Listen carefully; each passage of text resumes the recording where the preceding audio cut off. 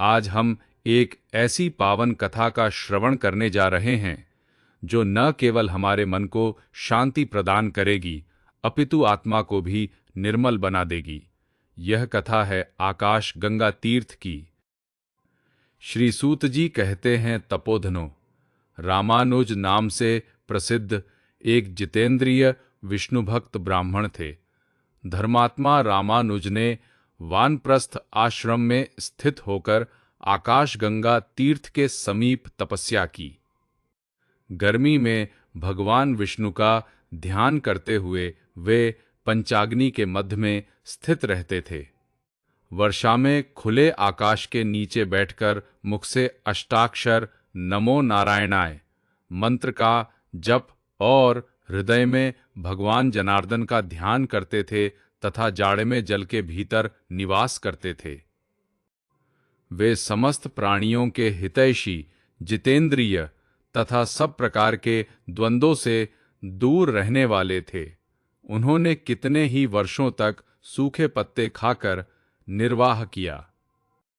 कुछ काल तक जल का ही आहार किया और कुछ वर्षों तक वे केवल वायु पीकर रहे।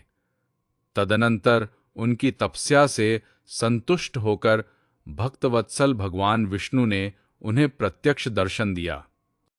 भगवान के हाथ में शंख, चक्र और गदा आदि शोभा पा रहे थे। उनके नेत्र विकसित कमल के दलों की भांति सुंदर थे। श्री अंगों की दिव्य प्रभा कोटि कोटि सूर्य के समान थी। वे विंतानंदन गरुड़ पर आरूढ़ हो छत्र और चमर से सुशोभित थे। हार, भुजबंद, मुकुट और कड़े आदि आभूषण उनके अंगों की शोभा बढ़ाते थे। विश्वक्सेन और सुनंद आदि पार्षद भगवान को सब ओर से घेर कर खड़े थे। वीणा, वेणु और मृदंग आदि बाजे बजाने वाले नारद आदि के द्वारा उनकी महिमा का गान हो रहा था।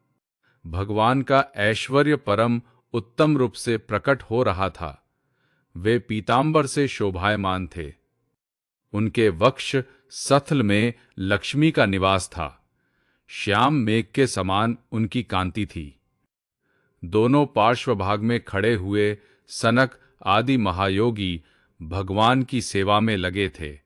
अपनी मंद मंद मुस्कान से तीनों लोकों को मोहते और अंगों की दिव्य प्रभा से दसों दिशाओं को सम्मानित एवं प्रकाशित करते हुए भक्त सुलभ दया निधान भगवान वेंकटेश्वर महामुनि रामानुज के समीप उपस्थित हुए। उन्होंने अपनी चारों बाहों से मुनि को पकड़कर हृदय से लगा लिया और प्रेम पूर्वक कहा, महामुने, कोई वर मांगो, मैं तुम्हारी तपस्या से बहुत प्रसन्न हूं। तुमने जो नमस्कार किया है उससे मेरा प्रेम और बढ़ गया है। मैं तुम्हें वर देने के लिए आया हूं। रामानुज बोले, नारायण, रमानाथ, श्रीनिवास, जगन्य, जनार्दन, जगद्धाम, गोविंद, नरकांतक, वेंकटाचल शिरोमणे, मैं आपके दर्शन से ही कृतार्थ हो गया। धर्मनिष्ठ पुरुष आपको नमस्कार करते हैं क्योंकि आप धर्म के रक्षक हैं। जिन्हें महादेव जी और ब्रह्मा जी भी नहीं जानते, तीनों वेदों को भी जिनका ज्ञान नहीं हो पाता, उन्हीं आप परमात्मा को आज मैं जान पाया हूं। इससे अधिक और कौन सा वरदान हो सकता है। जिन्हें योगी नहीं देख पाते, केवल कर्मकांडी लोग जिनकी झांकी नहीं कर पाते, उन्हीं आप परमात्मा का आज मुझे प्रत्यक्ष दर्शन हो रहा है। इससे बढ़कर और क्या हो सकता है। संपूर्ण जगत के स्वामी वेंकटेश्वर, मैं इतने से ही कृतार्थ हूं।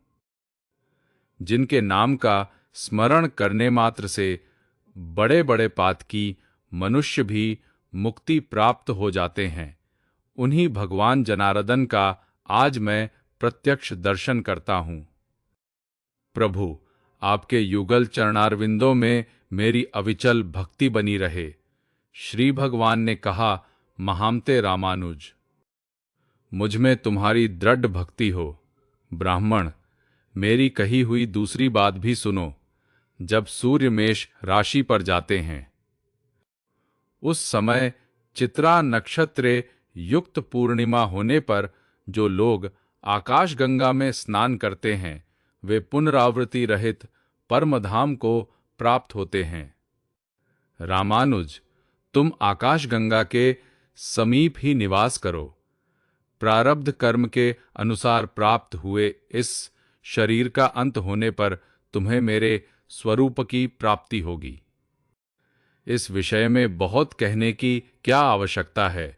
आकाशगंगा के शुभ जल में जो कोई भी स्नान करते हैं वे सभी उत्तम भगवत भक्त हो जाते हैं। रामानुज ने पूछा, भगवन, भगवत भक्तों के लक्षण क्या हैं? किस कर्म से उनकी पहचान होती है? मैं इस विषय को सुनना चाहता हूँ। भगवान वेंकटेश बोले, मुनिश्रेष्ठ, तुम भगवत भक्तों के लक्षण सुनो, जो समस्त प्राणियों के हितैषी हैं, जिनमें दूसरों के दोष देखने का स्वभाव नहीं है, जो किसी से भी डाह नहीं रखते, निःस्पृह तथा शांतचित है, वे श्रेष्ठ भगवत भक्त हैं।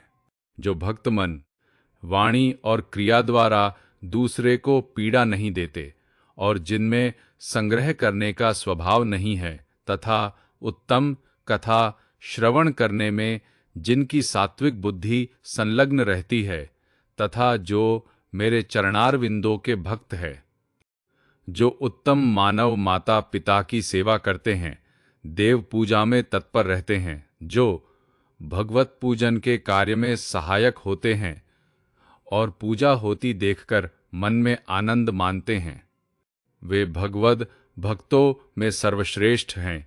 जो ब्रह्मचारियों और सन्यासियों की सेवा करते हैं तथा दूसरों की निंदा कभी नहीं करते, जो श्रेष्ठ मनुष्य सबके लिए हितकारक वचन बोलते हैं और जो लोक में सद्गुणों के ग्राहक है, वे उत्तम भगवत भक्त है।